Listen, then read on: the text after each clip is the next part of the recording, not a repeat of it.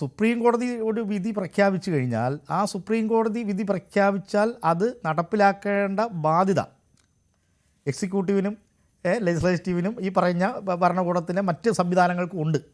അതിൽ യാതൊരു തർക്കമില്ലാത്ത കാര്യമാണ്. പോലീസ് സംവിധാനങ്ങൾ, പിന്നെ ജനാധിപത്യ ലെജിസ്ലേറ്റീവായിട്ടുള്ള എല്ലാ സംവിധാനങ്ങൾക്കും, നമ്മുടെ ജനാധിപത്യ സംവിധാനങ്ങൾക്കെല്ലാം തന്നെ ഒരു കോടതി വിധിയെ നടപ്പിലാക്കേണ്ടതായ ബാധ്യതയുണ്ട്.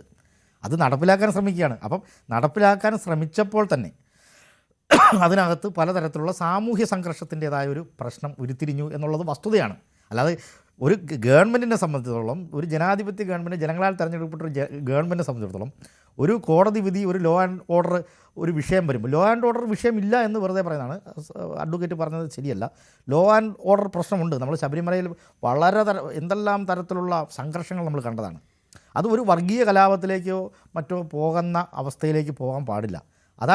അതുകൊണ്ടാണ്. അപ്പം നമ്മൾ ഇതൊന്നും യാന്ത്രികമായി നടപ്പിലാക്കേണ്ട ഒന്നല്ല എന്നുള്ളതാണ് എൻ്റെ ഒരു അഭിപ്രായം.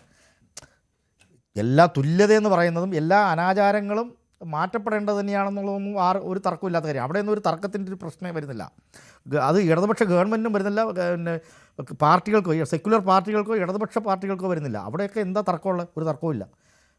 തർക്കം വരുന്നത് ഇവിടെ ലോ ആൻഡ് ഓർഡർ പ്രശ്നം വരും. സാമൂഹ്യമായ സംഘർഷങ്ങളെ മുതലെടുക്കാൻ വേണ്ടി നിൽക്കുന്ന ചില വർഗീയ ചേരികളുണ്ട്. ഇപ്പോൾ BJPയെ സംബന്ധിച്ചിടത്തോളം ഇവിടെ ലോ ആൻഡ് ഓർഡർ പ്രശ്നം എവിടെ വരാനാണ്? നോക്കൂ, ഈ വിധി ഇപ്പോഴും നിലനിൽക്കുന്നുണ്ട്. ആരും ശബരിമലയിലേക്ക് വരുന്നില്ല. ഇപ്പോഴും ആ വിധി സ്റ്റേ ചെയ്ത് നേരത്തെ സൂചിപ്പിച്ചതാണല്ലോ. ഇപ്പോൾ ആരും പക്ഷേ ശബരിമലയിൽ പ്രവേശനത്തിന് ചെല്ലുന്നില്ല.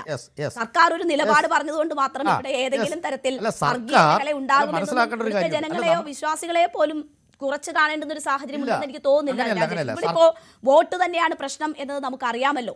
സർക്കാർ അല്ലാതെ സർക്കാരിന് മുന്നിൽ നിലപാട് പറയുന്നതിൽ ബുദ്ധിമുട്ട് സൃഷ്ടിക്കുന്ന ഏതെങ്കിലും ഒരു സാഹചര്യമുണ്ടോ? ഈ അയ്യപ്പ സംഗമം നടത്തിയത് തന്നെ സമുദായ നേതാക്കളെ ഒപ്പം നിർത്താനാണ്. അന്ന് അതിനനുകൂലമായുള്ള നിലപാടുകൾ പറഞ്ഞു. പക്ഷേ അത് സർക്കാരിന് തന്നെ വലിയ തിരിച്ചടിയാകുന്നു. അതിനെക്കുറിച്ചുള്ള ചർച്ചകൾ കഴിഞ്ഞ ദിവസങ്ങളിലൊക്കെ നമ്മൾ കണ്ടതാണ്. അതിന് പിന്നാലെയാണ് ഇപ്പോൾ ഇങ്ങനെ ഒരു നിലപാട് പറയേണ്ടുന്ന സാഹചര്യം കൂടി വരുന്നത്. അവിടെ ഒരു നിലപാട് പറയാൻ സർക്കാരിന് തയ്യാറാകുന്നില്ല. കാരണം ഞങ്ങളുടെ വോട്ട് നഷ്ടപ്പെടുമോ എന്ന ഭയമല്ലാതെ മറ്റൊന്നും സർക്കാരിനെ പിന്തിരിപ്പിക്കുന്ന ഘടകമായി ഇവിടെ ഇല്ല. അങ്ങനെ അതിൽ ഭാഗികമായ അങ്ങനെയല്ല ആ വിഷയത്തെ അങ്ങനെയല്ല സമീപിക്കേണ്ടത്. കാരണം നമുക്കറിയാം ഇവിടെ ലോ ആൻഡ് ഓർഡർ പ്രശ്നം ഉണ്ടായിരുന്നു. ഗവൺമെൻറ് സുപ്രീം കോടതി വിധി നടപ്പിലാക്കാൻ വേണ്ടി, യുവതീ പ്രവേശനം എന്ന് പറയുന്ന കാര്യം നടപ്പിലാക്കാൻ വേണ്ടി ശ്രമിച്ചപ്പോൾ, വളരെ കൃത്യമായി അതിനുവേണ്ടി ശ്രമിച്ചപ്പോൾ തന്നെ ഇവിടെ എന്തുമാത്രം ശബരിമലയ്ക്കകത്ത് തന്നെ എന്തുമാത്രം പ്രശ്നം, അകത്തും പുറത്തും എന്തുമാത്രം സംഘർഷങ്ങളാണ് ഇവിടെ ഉണ്ടായത്. ആ കേസുകൾ, അന്നെടുത്ത കേസുകൾ പോലും അതിൽ പോലും തീർപ്പാക്കാൻ